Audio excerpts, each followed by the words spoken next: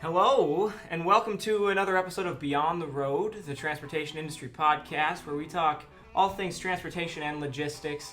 Joining me today after a brief hiatus is Mr. Monthly Update, Josh Rivers. Josh is the sales team manager at ATS Logistics, the freight brokerage arm of Anderson Trucking Service. Josh, thanks for being here. It's glad to be back. I thought you guys forgot about me. You thought you were getting ghosted, dude. Well, we were talking that one day. And I was like, Eli, do we do monthly updates still? Like, no. we don't really have time. Like, oh gosh, okay. Sorry about that. Yeah, we were kind of tight on time, down a few team members. You know how that goes. Yeah, everybody's short-staffed these days. Yep, a little short-staffed, feeling the pinch. So we put it on pause a little while, but now we're back. We're back. Yeah, people. And what a great time to do it. Yeah, it's been a couple months, and people are still listening to the one from May, dude. That's fantastic. That's fantastic. Every week I get like an update, like, hey, 15 people listen to your podcast on trucking industry in May this week. I'm like, oh. We should do a little bit behind the curve. September, then. Yeah. Well, it's a great month to do it too. There's a lot that's happened. There's a lot that's happening, and I think it's a good opportunity to get caught up and a quick market update. So it's a good time. It's a good time to do it. And maybe these we would be better every other month. Some months don't change. I felt bad in the summertime. Sometimes we would do updates and it's what's happening now, and it's same thing as in last one. It's kind of the same as last month. It's like July and June are pretty much the same, with the exception of the 4th of July holiday. They don't really change much as far as what's moving, what's in demand, what's hot, what's not. So, but we'll have a significant update this time. So, the nothing too massive, nothing like going from December to January or anything like that. But one of the big things that we can talk about is, and this is going to affect both equipment types. Dry vans, open deck, is September. We're going to start getting into really the heart, the peak of hurricane season. Oh. So we've I wish it was better news, right? So hurricane season typically runs from July to November in the United States, but it peaks typically late August through September, sometimes into early October. Yeah. So we've only had 5 named storms, or 5 storms in total this year. 4 of them named, 1 not even named.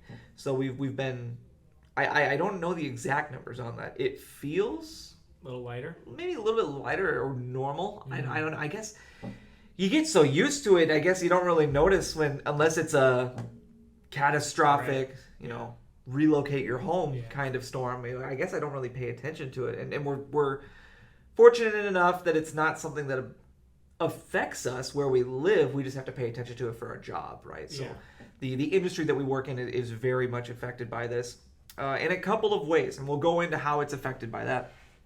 So obviously hurricane season is going to affect the southeast and northeast regions, the eastern seaboard, if you will. So hurricanes obviously impact most commonly the state of Florida.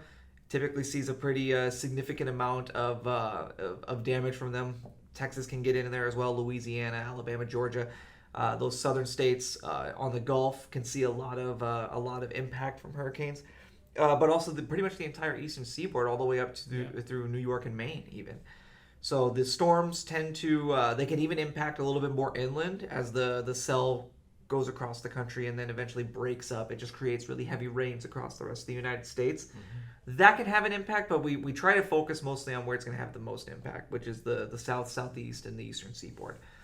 So as we go into hurricane season, and shippers should be really aware of this, and if you're shipping out on the East Coast or in the Southeast, you probably are aware, but say you're new to your position, hopefully you'll find this useful. Or if you're a shipper that's moving something into these areas, you'll find this useful. We tend to see, obviously, when hurricanes are coming and the area that they're projected to impact, drivers just want to get out of there. They want to get out. They don't want to be stuck. So you can find, if you're trying to get some freight out the door before you yourself are out the door, you can get some pretty good rates because guys just want to get out of there. Just get me out of here. I don't want to be stuck in the path of this hurricane, and I don't want a deadhead. Pay for my gas, and I'll just get out of here. And you can find some great savings to your network, albeit nobody wants to, capitalize off of catastrophe. But it's the reality. You might be able to find some pretty sweet deals coming out. So, excuse me, something to keep in mind when you're wandering into hurricane season, when it's something that's something that you could potentially capitalize on. Right. Another thing that we notice is once the storm is passed, it is extremely difficult to get drivers back into that area. So you may find yourself in a situation where the storm is passed, the cleanup is done, you're back to moving and grooving, but there's nobody there to take your freight, and that's because drivers tend to stay clear.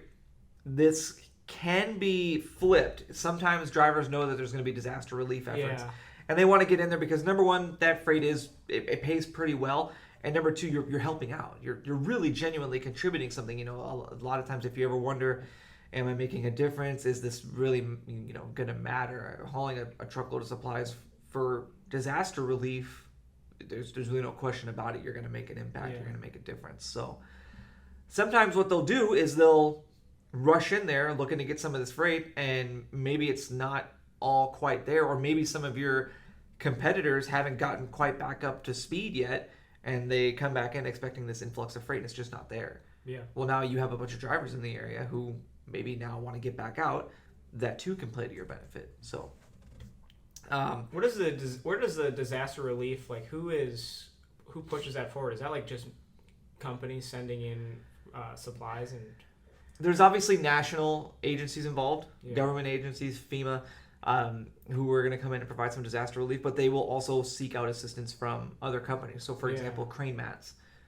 Cranes are used a lot for cleanup, moving trees, picking up down power lines, restoring down power lines, replacing roofs, whatever. Cranes are a big deal in disaster relief, and crane mats have to ship for these cranes to sit on. So, crane mats will move in bulk into disaster relief areas, and what will happen is either companies will call these crane mat companies and say, I got a crane coming for cleanup, I need these crane mats, or they'll say, like an agency like FEMA will say, we're going to be organizing some cleanup, we're going to need crane mats for this. And then they'll either organize the pickup and the shipments of those themselves, or they'll tell the company that they're talking to, that they're contracting, you guys organize it, just let us know what it costs. Gotcha. And that there's pretty good freight to be found that way. So that's one of the biggest things going into September to be mindful of, is hurricane season's really going to hit its peak, its stride. And it's going to affect equipment types for both sides of the aisle. Dry vans, open decks, everybody's going to be affected on this. You can't, there's no way to avoid being impacted by the weather. It's just like ice storms in the north, in the winter, in the early spring. Everybody's affected by it. So yeah. From a cargo specific or an equipment specific standpoint, what you're going to notice in September is produce season is pretty much over. Okay. So the Southeast, what was once a really hot area and really easy to get drivers to go to because there's all this really good paying freight coming out, isn't going to be the same. Now, what impacts that's going to have, we'll wait to see. This year's a little bit different than other years. I've been saying that since we've been doing this, that 2020, late 22 and early 23 are different animals entirely, it seems like. So, with produce season drying up and that high-paying freight no longer existing, we'll see what that does to outbound freight coming out of Florida. My assumption and guess is it's going to go back to what it used to be, which is it's very hard to get drivers to go into Florida and very easy to get them to come out because there's not a lot of good paying freight there. So, but we'll see. It's possible that that's not the case. Maybe it's the case, but it's not as impactful as I'm imagining it will be. I will hopefully have some better information for you when we go into what to expect for October. Do you see like a kind of a general redistribution of where those, I suppose it's mostly reefer and dry van drivers are, they're gonna go where the money is, right? So when we walk into the late summer, early fall, we start talking about harvest season, and we start talking about potatoes and beets and soybeans and corn, and that's going to be happening throughout the Midwest and out further west, for example, in Idaho and areas around there. So that's an area that these drivers are probably going to go because they know they can get really good money out there. So I would expect to see a redistribution out into the Midwest and out further west. Are we ramping up to retail peak? Not yet. Not yet because of the quite year, yet. or not yet because of it's just generally not the time for the market. Generally, so the retail stuff tends to pop off more in October, November because we're getting closer to the holidays, right? So everything's gonna start flying off shelves. Those shelves need to be restocked. You'll see a lot more of that. I don't expect that it'll be that impactful in the month of September. I could be wrong. Right. I could be wrong. I mean, like I said, we've been thrown for a loop a couple of times this past year, just off of the market doing weird things, mostly good things. Freight's gotten cheaper to a degree.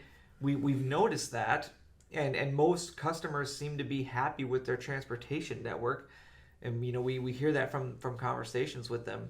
We just don't know what's going to happen. Yeah. The tougher months are definitely going to be the fall and winter, when we start talking about holidays, we start talking about foods, we start talking about retail.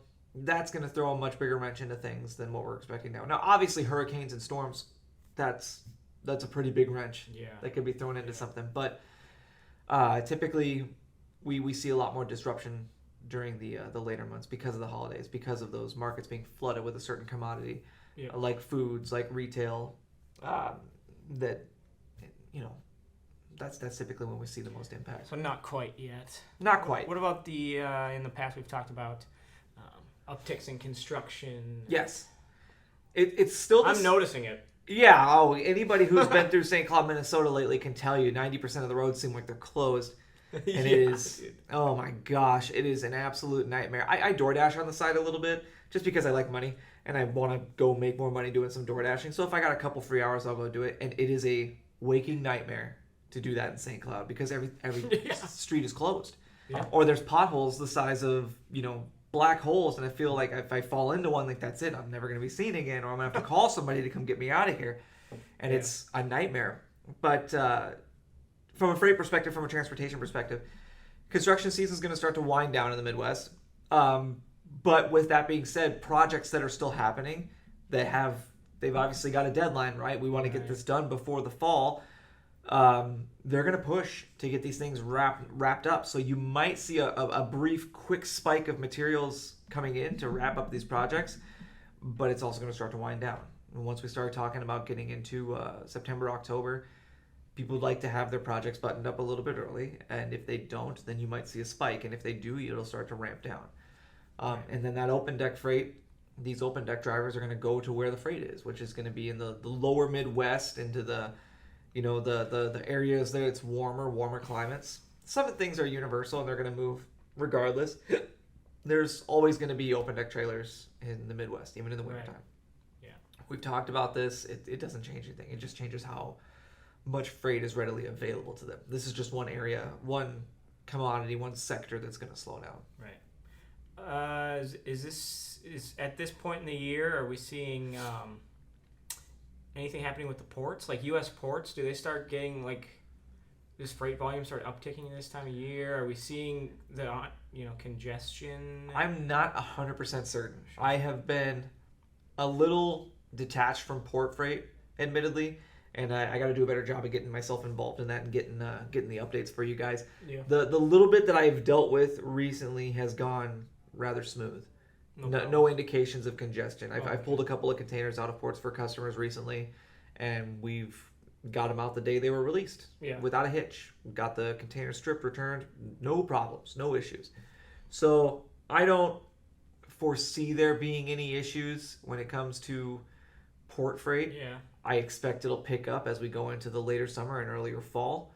So that could be something to keep an eye out on, but I'll have to get an update for you and get I suppose it is later in the year when that stuff starts coming in. Typically, from my understanding, inventory, replenishment and stuff. I'll get an update from Sean and Amanda, and I'll let you know, and then you can throw that in the article that's going to be involved in this podcast. So sorry everybody if you're listening. I wish I had a better answer. You're gonna have to read about it. Yeah, you're gonna have to read about it.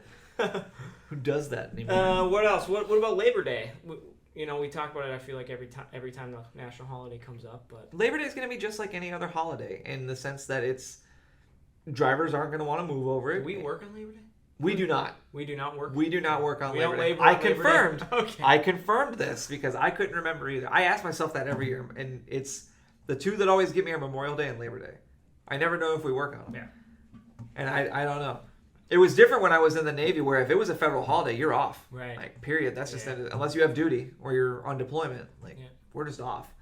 Which is great because you get things like MLK Day off, like every single holiday throughout the year. Nice. It's just 3-day weekend, Like baby. we're kind of bank. Kinda, yeah. Actually, that's a really good way to put it.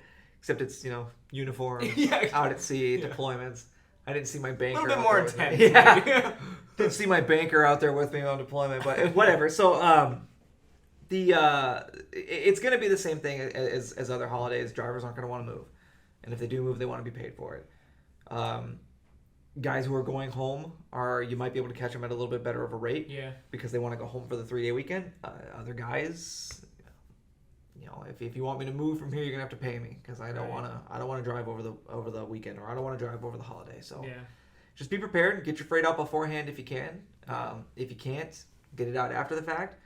Do not move freight over the holidays. If price is a problem for you, don't move your freight over the holidays. Do the stars ever align in those situations where, like, you're looking at a driver, or an operations person's looking at a driver who wants to go somewhere that your customer wants to get their freight to, during those periods?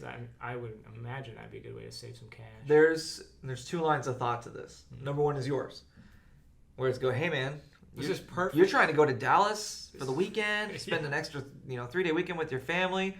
I got a load from Chicago to Dallas that picks up on Thursday or Friday, doesn't have to deliver until Tuesday.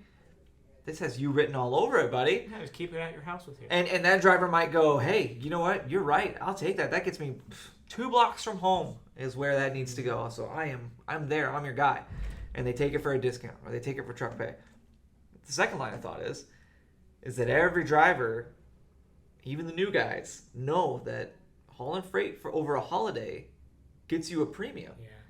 So why would I say no to extra money? So yeah, I need to go there for the holiday, but I'm not gonna give you a discount. I'm not gonna give you a discount on it. I'm still working, right? If I don't do it, somebody will get paid more to do it. Exactly. If I tell you no, you might find a guy who's from Alabama, and you're trying to convince him to go down there, and then he's gonna charge you an arm and a leg. So I want some extra money too. Good thinking. So cheaper than most, maybe. Yeah. Overall, net discount, no, probably not. No chance. I mean, I wouldn't say no chance. We find drivers that are willing to accept crazy terms all the time. Be lenient. Yeah. Oh, you need this to sit on my trailer for an extra 2 days? I'll just go home. I suppose it comes down to, like, the freight options they have too. Like, they don't want to just. There's a million different things that play into it. The freight options they have, what kind of mood this guy is in. Like, we've had drivers where it's like, hey, I know this is supposed to deliver tomorrow and you're almost there, but we just got word from this receiver that something broke and they're not going to be able to take it for another 2 days. And the driver's like, oh, that's fine. I live like 3 miles away from there. Okay, what do you want for it? I don't worry about it. What do you mean don't worry about it? You're really not going to charge me a dime to hold this for an extra 2 days? And every now and again, you just find these guys who just... Gentlemen. You're good to us. You give us a bunch of freight, or you pay fast. Don't worry about it on this one. Just give me back on the next one or something like that. Like, cool. Okay. I suppose this is kind of maybe a more operations topic, or maybe we don't even want to touch it. We can cut it or whatever. But have you had are you running into any issues where, like, or have you been around any cargo theft issues? I know that's kind of become more of a thing recently. It's a problem that's happening in our industry. We have been fortunate on my team that I haven't dealt with any of it. I have heard that other teams have had issues with carriers, not necessarily it's just wild, stealing the cargo. We don't really know what the deal was, but it turns up in different places. And then we get notified about it, and then we have to send another driver to go pick it up, and then we try to talk to the carrier, like, what was the thought process here? This was supposed to deliver in Pennsylvania. We just found it in California. What's happening? Mm-hmm. And the excuses start rolling out. So I don't... Straight up cargo theft, we haven't dealt with. Yeah. Now, what was that load in particular that I was referencing? Was that being stolen? I don't know. It seems weird that you would go on the opposite side of the country and, do something, but Yeah, I think, like, normally the scheme is, like, freight broker pretends to be a carrier, gives it to another carrier, tells them they'll pay him, like, an obscene amount of money to take it somewhere. Yeah. They end up dropping it off at, like, some warehouse, and then from there, it's transloaded and just, like... Yeah, or it gets put on a rail car and sent that way. So, we've had it happen. I don't know that we've had it happen any more than normal. Right. I don't know the numbers on that. but nothing's caught my eye as far as... That just seems like a kind of a hot topic right now, at least. It is. It's because double brokering is a real thing. And it's dangerous. We've done content on it. I think I did videos with you and Michael on it. And double brokering is just, it's so sketchy. It's so sketchy. The co-brokering, when everybody's involved and aware and understanding and communicating, that can be beneficial.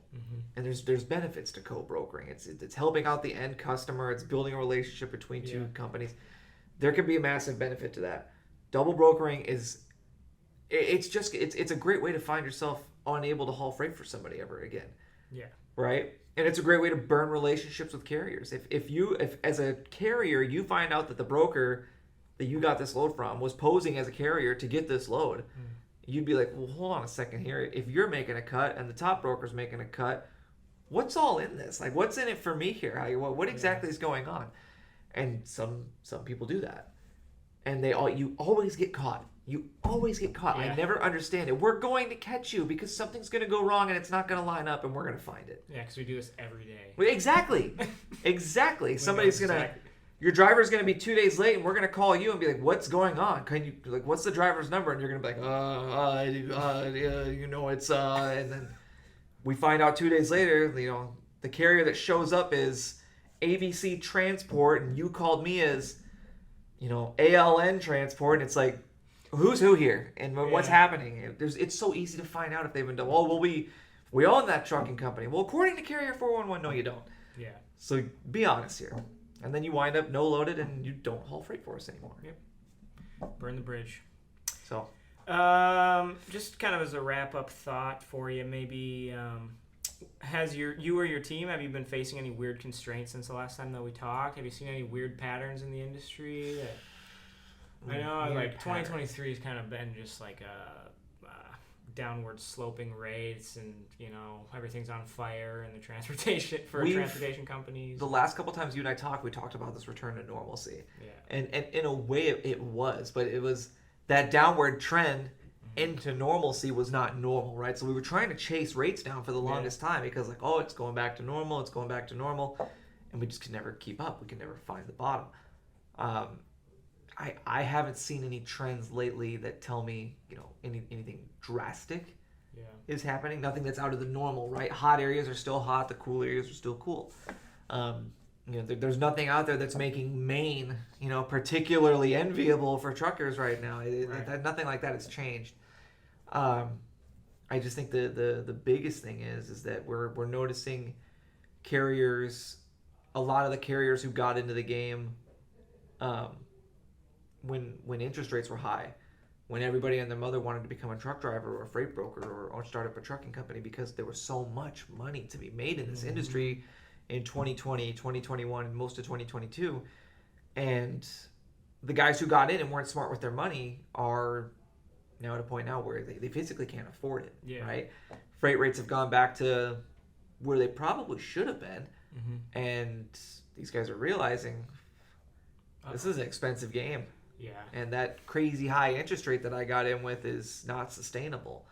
So we'll probably see a lot of them close their doors. And I think that's going to cause another capacity crunch. Yeah. Because as these guys continue to exit and no real new trucking companies join because they see all these people exiting, you wouldn't submit your resume to a company that you thought might be going out of business. Right. So it's kind of the same thing. Why would I start a trucking company? I see all these people going out of business. I'm fine. We'll be okay. Thank you, though. So we'll see. I project a small capacity crunch because of that. Yeah. When? I'm not certain, but I think it's going to happen. Yeah. It is interesting. So, I was talking to ATS's CFO for an article about like a transportation industry update kind of mid-year deal, and he was talking about how on a cyclical basis, rates skyrocket and a bunch of people drivers leave trucking company fleets, right? Or people enter the industry, new drivers, there's an influx as rates expand. And then when rates fall, there's a lot of rushing back to the fleets. Owner operators, they go and they join companies because they help them with their expenses and everything. And then eventually they just can't make ends meet, and then the capacity leaves the marketplace. Yeah. It's kind of like a cycle that we're still in. Yep, and it's It's supply and demand. I mean, it's the most basic of economics that you can follow to show you this, to see this happen. Yeah. And it's like he said, it's Paul, right? That you talked. Paul Pfeiffer. Yeah, he's incredibly intelligent when it comes to finances, and when it comes to market outlooks and the economics behind it. And it's like he said, these guys that rush back to company fleets. Yeah. Because the rates are so low and they can't afford anything. That's what causes you to get great rates, because these company fleets can afford to charge you less because their overhead might be a little bit smaller, or their overhead they might be prepared a little bit better, and some of these other guys can't. Yeah. And when these guys see this good paying freight out there and they want to become owner operators, like, I don't want my own boss. I'm gonna go out there and pick my own freight and make all my own money. And then the market comes back to reality, and all of a sudden they're like, man, a company truck probably sounds pretty good right now. I don't have to pay for the insurance or nothing. This sounds good. Yeah, maintenance and fuel discounts and all those things, I think, start looking really good. And it's interesting because the FMCSA has a pretty cool little calculator tool that shows you how many drivers are currently in the marketplace or whatever. And since 2020, like, the number of drivers in the marketplace has gone up. Like, we have 2 million drivers, right? Yeah. Working for 1.4 million for hire carriers or whatever. And it's just interesting to see that the number of drivers year over year has continued to go up. Oh, yeah. Even though everything seems to be on fire. So. I would be willing to bet that might start to change. Yeah.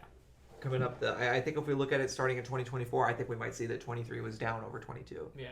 But why would a driver want to keep driving if they are making, Yeah, and I might less be wrong. money than they could be by working at a job that they could be home every night. Yeah, and that's the hard part, right? But then some of these guys just like driving. They just like driving. Sure. I've got an uncle who is a truck driver, does tanker shipments across the border into Canada, and this guy has driven through some of the most financially crippling times of his life. Really? But he stuck with it because he loves driving. Yeah. That's just what he likes to do. He enjoys truck driving. Right. It's some people stick with careers just because they enjoy it. That's what they want to do. Good. Yeah, might as well. And more power to you, right? Yeah, life's too short. I agree. Cool. Anything else about September, or should we just leave them hanging until next month? I think we should leave them hanging. After next time we have this conversation, football season might have started. Dude, did you? And I'll be so excited. Yeah, you will. Are you doing fantasy this year? Yeah. Oh boy, how many leagues? August 30th, I'm doing like my big draft. Okay. With my friends. I can't remember when mine is. I'm thinking about seeing if I can get some of the guys in. Like, let's go to B-Dubs and just hang out at a table and do our draft there. But I've got one league so far. Okay. And I might keep it that way because you usually do something with the team, right? Oh yeah. The guys at ATS, we are coworkers. Yeah, the coworkers at ATS and logistics. We're gonna do the same thing again this year, and it was fun last year. I ran my mouth too much is what happened. And I backed it up to a degree. I ran my mouth and I was like, I got the best team, and then I started. I won. I couldn't be stopped. Finished first in everything. Finished first in the regular season. Had the most points for, even against some of the highest points against. I couldn't be stopped. Dang. And I was running my mouth. I was the number 1 seed going into the playoffs, and I was like, I just got to win one game, and I'm in the money. And I got bounced 3 games in a row, and I was like, all right, that's what I get. Oh well, maybe this year. Yes. Okay. Well, this has been just a reminder: the Transportation Industry Podcast, Beyond the Road, produced by Anderson Trucking Service. This is Josh Rivers. I'm Eli Simonson, and for more information on the trucking industry in September, you can find our article linked in the show notes below for a little bit more information. Thank you, and we'll hope to see you again soon. Speak to you again soon. Sounds good. Take it easy, everybody.